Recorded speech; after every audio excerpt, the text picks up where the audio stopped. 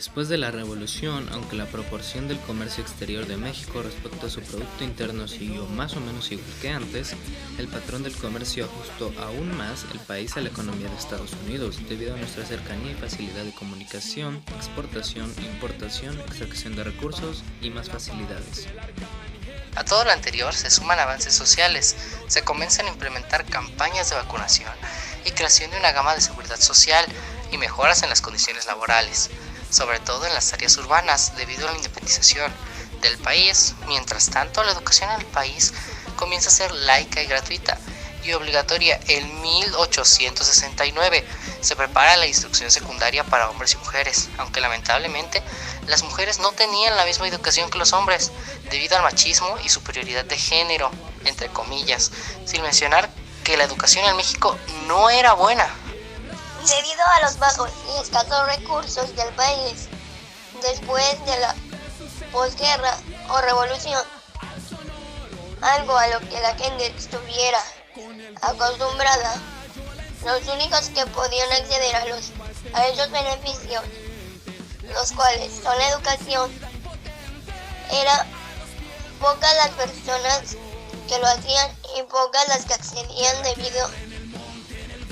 a que consideraban más importante trabajar y ganar dinero que la educación. Era obvio debido a los bajos recursos del país y la necesidad,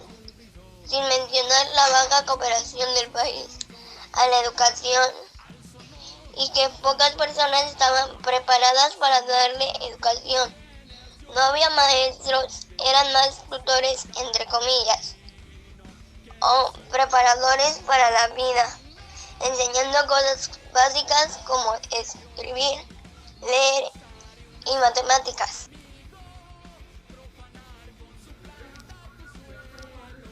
Y por esos motivos la educación no era buena, ni de cerca de ser lo mejor, sin mencionar que tenía que ir a pie o quedaban muy lejos las instituciones educativas,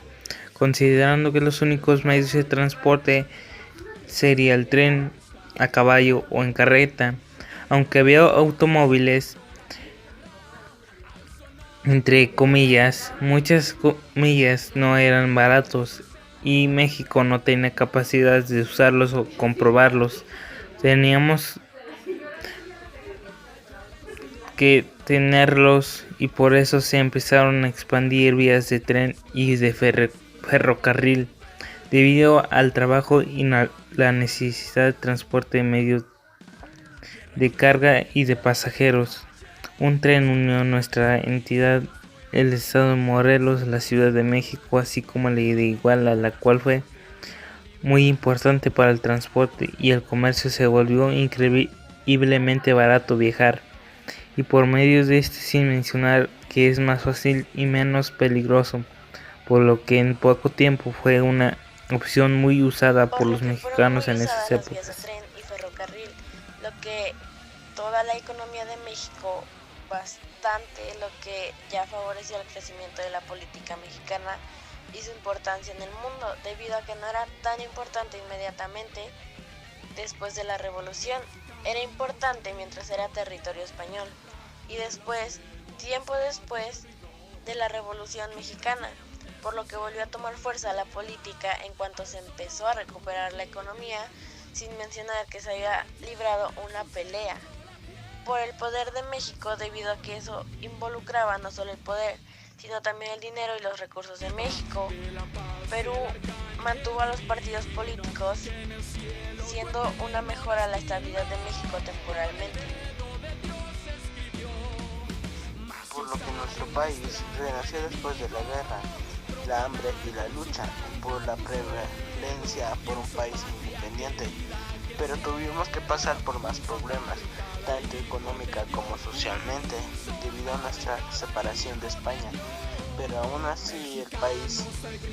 lo sobrellevó bastante bien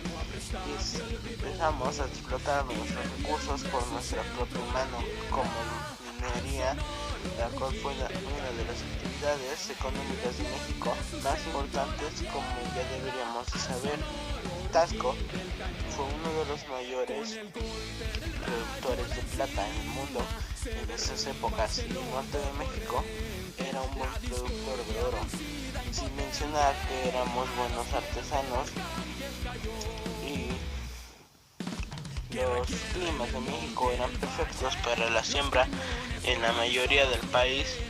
lo que ayudó a levantar a México tiempo después de eso. Mucho tiempo después de eso, de que la economía del país se activara bastante bien, llegó la llamada época de oro de México, pero eso es otro tema. Muchas gracias.